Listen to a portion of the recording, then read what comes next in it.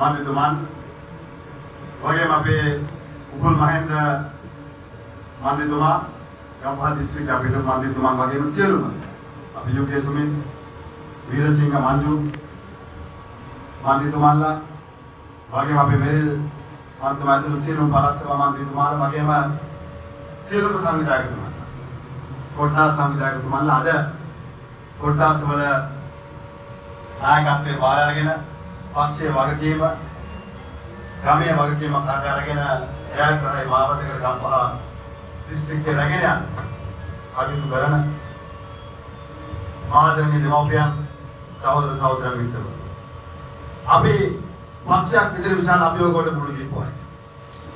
ඒ වගේම තමයි රටේ වැඩ කරපු දේශපාලන බලවේගයක් තියෙනවා නම් ඒ තමයි මහින්ද රාජපක්ෂ කඳවුරෙන් ගොඩනැගිච්ච දේශපාලන බලවේගය. අද මේ දිස්ත්‍රික්ක දිහා බැලුවම රට දිහා බැලුවම මහින්ද රාජපක්ෂ යුගයේ කරපු සංවර්ධනය තමයි තියෙන්නේ. අපිට සලස්මක් තියෙනවා. වගේම අපිට රැක්මක් තියෙනවා. වගේම අපිට උවමනාවක් තියෙනවා. අද අපි දකිනවා රාජ්‍ය පාලනය තුළ වර්තමාන ආණ්ඩුවට අවංකව චේතනාවක් උවමනාවක් තියෙනවද නැද්ද කියන ප්‍රශ්නය අපට මතුවෙනවා. මේ රටේ ජනතාවගේ ප්‍රශ්න. ජනතාවගේ ප්‍රශ්න. අද ආණ්ඩුව බලයට ඇවිල්ලා අවුරුද්දකට වැඩි කාලයක් දැන් ගත වෙලා තියෙනවා.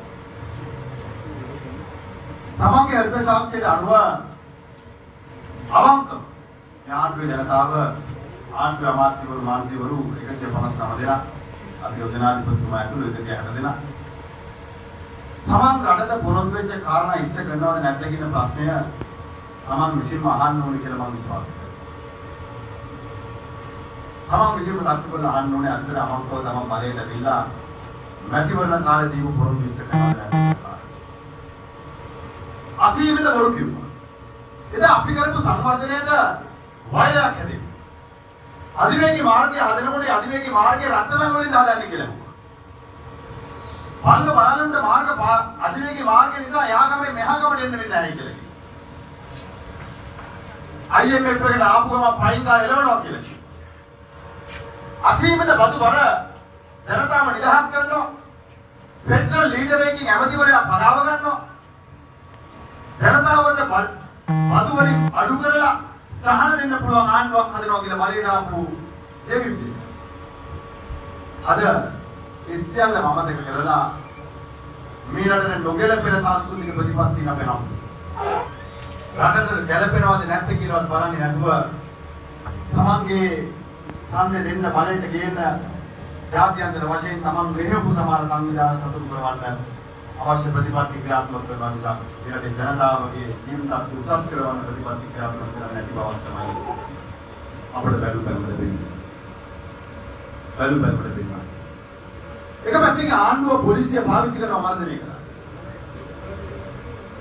පොලිසිය අවංක නිලධාරීන් ඉන්නවා.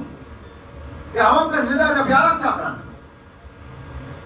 අපි දැක්ක පහුගිය කාලේ යහපා ආණ්ඩුව වෙලාවේ නානම්පි ලෝවාසිට ගිහිල්ලා දේශපාලනික වශයෙන් මෙහෙවන්න උත්සාහ කරනකොට ඔහු එකට විරුද්ධ වෙනවා.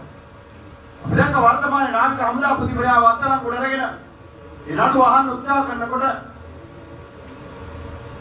අලුතෙන් බෝවසි මහත්තයා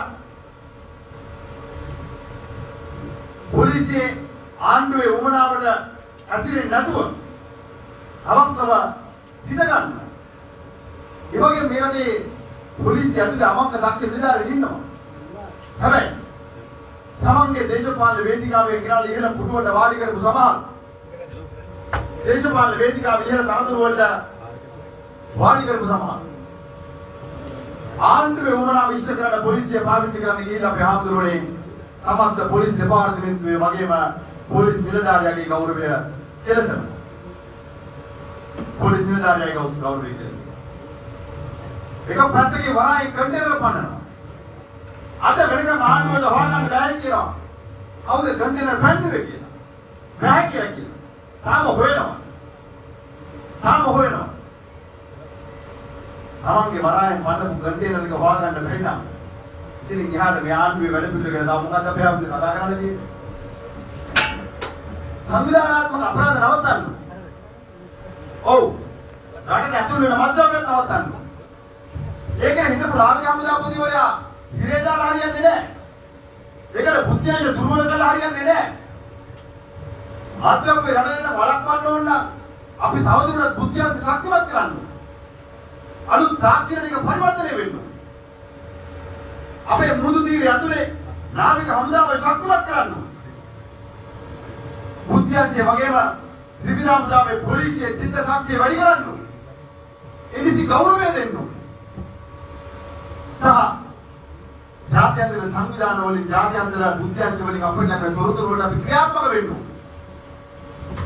ජාත්‍යන්තර බුද්ධියන්ච වලින් ලැබෙන තොරතුරු මගහැරලා අර පාස්කුද ප්‍රහාරය වගේ කන්ටේනර් පරාය පන්නලා ඔගොල්ලෝ මොකද පොඩ උඩ තිබින්නේ? දැන් ඔන්න අපි සංවිධානාත්මක අපරාධ වගේ මද්ද්‍රව්‍ය අල්ලනවා කියන වැඩක් වෙන්නේ. ආණ්ඩුව පිළිවෙතක ඔගොල්ලෝ කවුස් කරන්නේ? මේ ක්‍රියාදාමයේ කිරීම සාධාරණ කරවෙන්නේ. ආණ්ඩුවේ හිතවාදී සංවිධානාත්මක අපරාධ ආරක්ෂා කරන්න.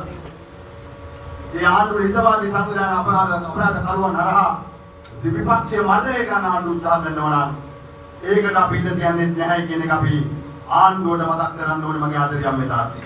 මේ ආණ්ඩුවට මතක් කරගන්න. ඒකට අපි ඉඳ තියන්නේ. රාජ්‍ය සභා සභාපතිවරයෙක් තමන්ගේ රාජකාරී මොකටද ඉන්නේ? මහදින දිනේ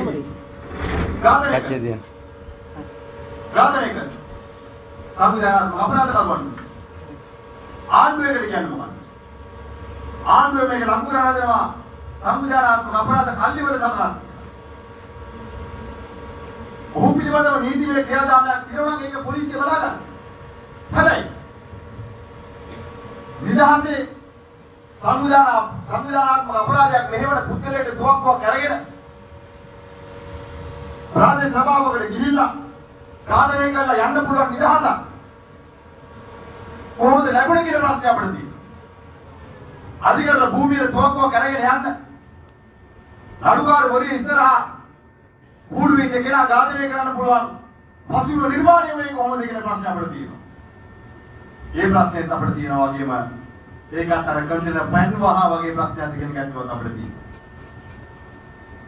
කන්ටේනර් 320 වරයන් පැන්වහා වගේම මද්ද්‍රව්‍ය තිබ්බා කියලා බුද්ධියන්ච වාර්තා දින කන්ටේනර් දෙකක් වරයන් පැන්වහා වගේමද අද සංවිධානාත්මක අපරාධ කරුවන්ට තුවක්කු වලගෙන නිදහසේ ගිහිල්ලා ඝාතනය කරලා යන්න පුළුවන් පරිසරය හදලා දීලා තියෙන කියන ගැටලුව අපිට තියෙනවා.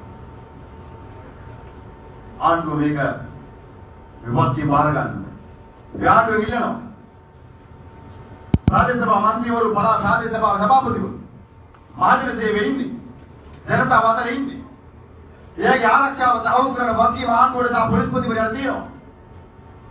එයාගේ ආරක්ෂාව තහවුරු කරන්න මහජන දිනවලට යන දේශපාලනඥයන්ගේ ආරක්ෂාව තහවුරු කරන්න ආණ්ඩු පක්ෂයගේ විතරක් නෙවෙයි. ආණ්ඩු පක්ෂයේ කිසිම ප්‍රශ්නයක් දෙනා මහජන දින කරන්නේ නැහැ. එයාගේ සංස්කෘතිය ජනතාවට අහුම්කම් දෙන එක නැහැ. එයාගේ සංස්කෘතිය ඇතුලේ ජනතාව එක්ක දේශපාලනය කරන සංස්කෘතියක් නැහැ. ජනතාවගේ පාක්ෂිකයෙක්ගේ මල ගෙදර ගියාම කෙහෙල් ගණන් දාගෙන සංස්කෘතිය තිබ්බත් පාක්ෂිකයෙක්ගේ මගුල් ගෙදර ගියාම රුපියල් 5000ක් ඊළඟට සංස්කෘතිය තිබ්බත් අපේ හාමුදුරනේ පාක්ෂිකයෙක් වෙනුවෙන් පෙනීහින්න සංස්කෘතියක් නැහැ. පාක්ෂිකය ආරක්ෂා කරන්න ඕන කියන දර ඔහුගේ ප්‍රශ්න විසඳන්න මැදිහත් වෙන්න ඕන කියන දේශපාලන සංස්කෘතියක් කියලා ගාව නැහැ. හැබැයි අපි ජනතාව වෙනුවෙන් පෙනීහිටිනවා. අපේ ප්‍රාදේශීය සභා මන්ත්‍රීවරු අපේ සභාපතිවරු මහජන දින තියෙනවා. ජනතාව මුණ ගැහෙනවා. හැබැයි එයාගේ ජීවිත අනාරක්ෂිතයි නා. විවක්ති වාණ්ඩුව බාර ගන්න. අපි ආණ්ඩුවෙන් ඉල්ලන්නේ පොලිස්පතිතුමාගෙන් ඉල්ලන්නේ. පොලිස්පතිතුමා මේ දේශපාලන වෙන